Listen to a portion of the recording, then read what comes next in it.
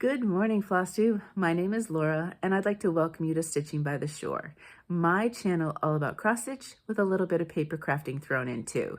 Now, if you are new, this is not a regular video of mine. I film on Fridays and I upload every week and talk about stitching, what I've done, plans, all sorts of other fun stuff. So I hope you'll join me. If you are a fan of just the cross stitch and not the paper crafting, then this video will not be for you. Today is a paper crafting day. And that's okay if you want to head on out. There's lots of videos and lots of fun cross stitch to look at, and I will catch you on the next cross stitch update. But if you're a little curious or interested in some quick paper crafting kind of hacks that I did and I'm doing this week, then stay tuned and we'll have a quick little chat about Christmas cards.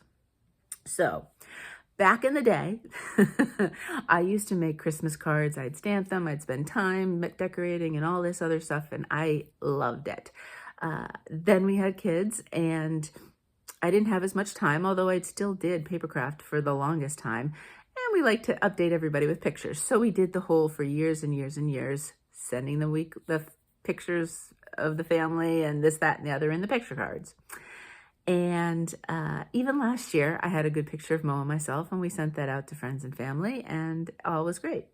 This year, Thanksgiving happened, I've blinked, and it is now Christmas Eve. I have no idea how that happened. December basically just vanished. And I was talking with Mo this weekend, and I said, I still would like to send some cards to family and friends that we don't see very much, but we do connect with during the holiday season. I didn't want to try to scramble and try to find and do a picture and all that other stuff. So I said, okay, what could I do to hand make cards, but make my life easy? I want to make sure they're quick and easy and not spend 2 hours on each card because I just don't have the time right now. It would be Valentine's Day before anybody would get them.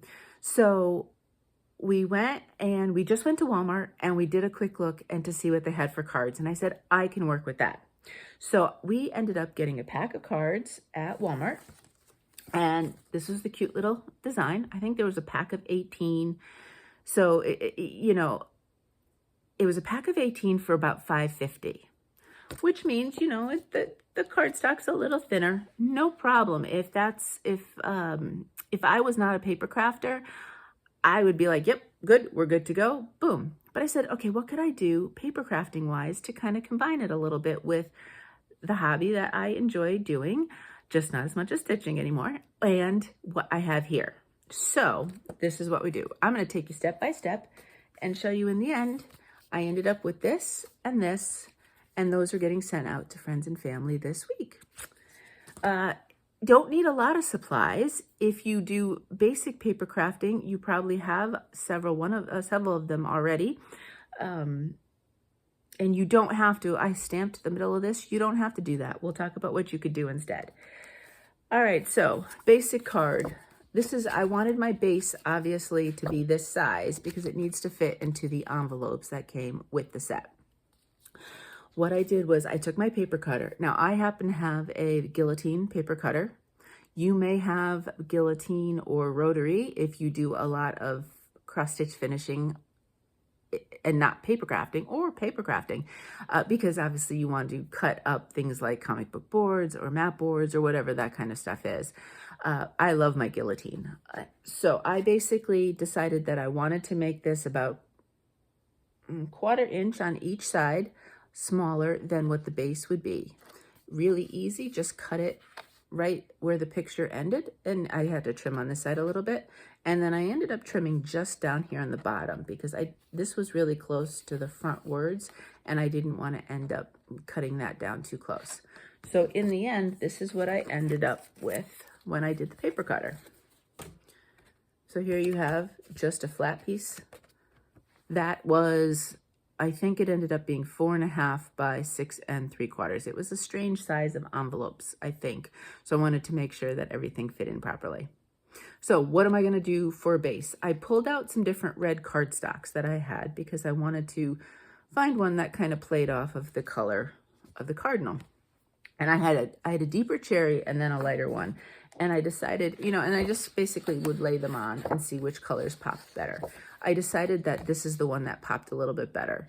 For reference, this is Real Red from Stampin' Up, but I did also look at Gina K.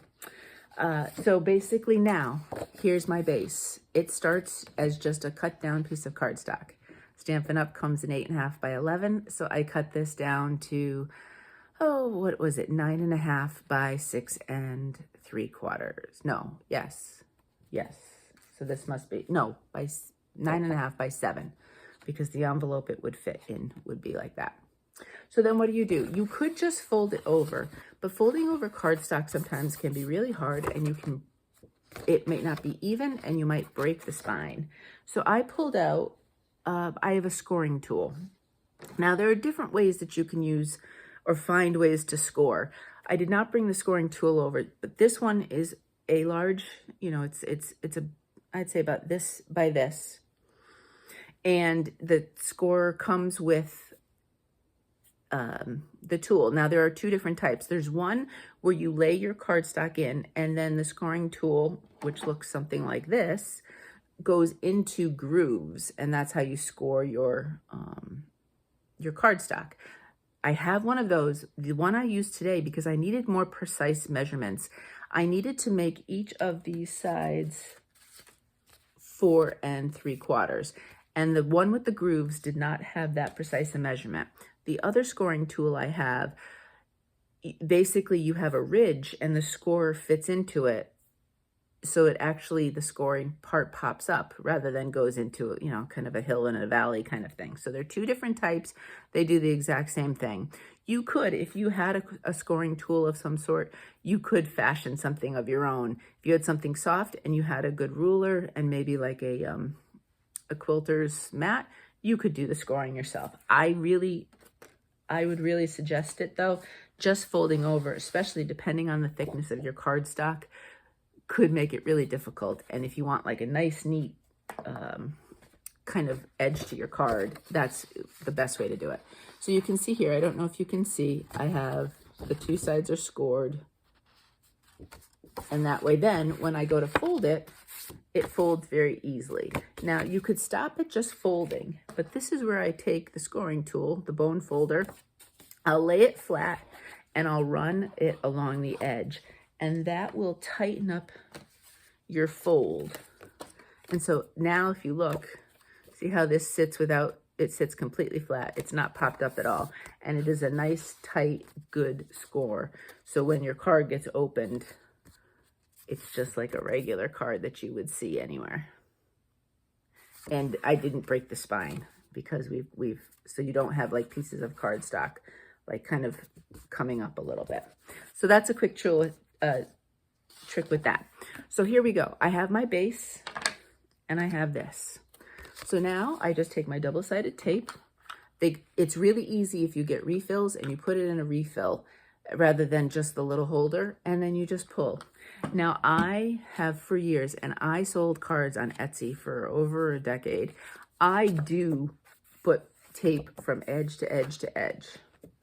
And I have cards still in my possession that I have made over 10, 15 years ago, and they have never come up.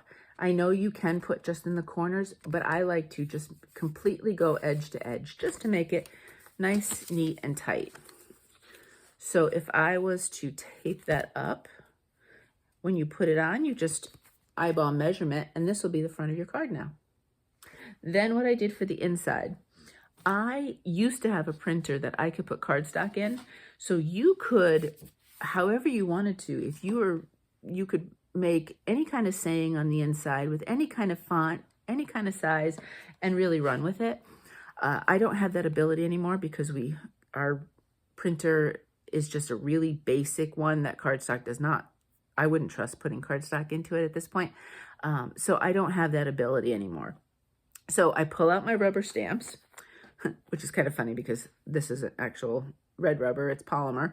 And I went through and I looked through the Christmas stamps that I happen to still have.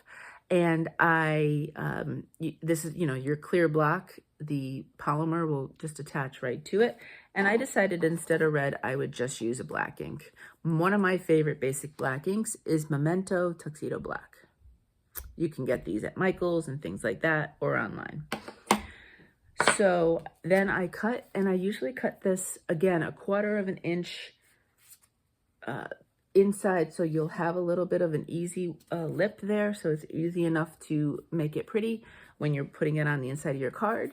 This is what it basically looks like. Then you sit there and you stamp. And so I just happened to do this stamp. I decided to make it a smaller one. I mean, there were a bunch of different sizes. It already said peace and joy at Christmas, so I didn't necessarily want to repeat what the saying was. But again, if you are good with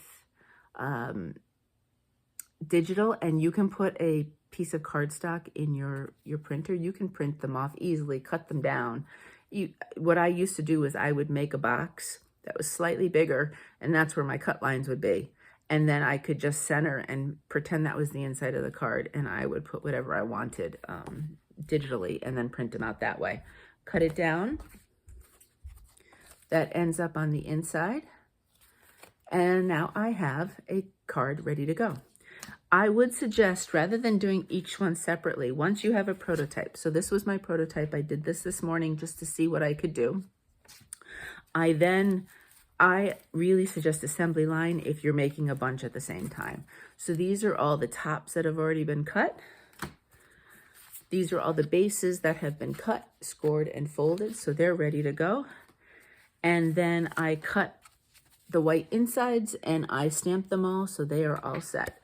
So this afternoon, all I have to do now is use my tape them all together. We can write them out, and we are good to go to be able to send them out. Now, if you were sending to 150 people, you'd have to really have a good assembly line. We don't have a lot to send in that case, so it's a little bit easier. But this took me, without having to create the front, which takes a ton of time for paper crafters, depending on what you're doing. By doing that, I saved myself hours of time. Now it's just some cutting and adhering and taping. So within an hour, I'll probably have 20 cards made, and I'll be good to go, and I'll set them out. And that's it. So that's my little paper crafting hack. Take cards that you can get, especially now after the season. Depending on the stores, they'll have everything on huge markdowns. Find ones with really pretty pictures and elaborate things that you might not say, oh, I can't recreate that myself. Well, all you have to do is cut them down. And if you like the inside of the card, the inside of this card, the words didn't really speak for us, so we didn't use them. But you could cut down the inside of the card just as easily as well, and then you wouldn't even have to do the stamping or the printing or any of that. You would just actually cut that apart, layer it. And this way, just find a color that really pulls out, makes it a bit more substantial, and you have a homemade card that you can send out to people. Alrighty, my friends, so I am getting ready to assembly line these cards and get them sent out, and then just enjoy some holiday stitching. So if you have any questions about supplies or anything that you'd want me to explain a little bit more, please let me know. Leave comments down below and I will answer them as best I can, and we'll get back to some stitching. So until next time, happy crafting. Bye.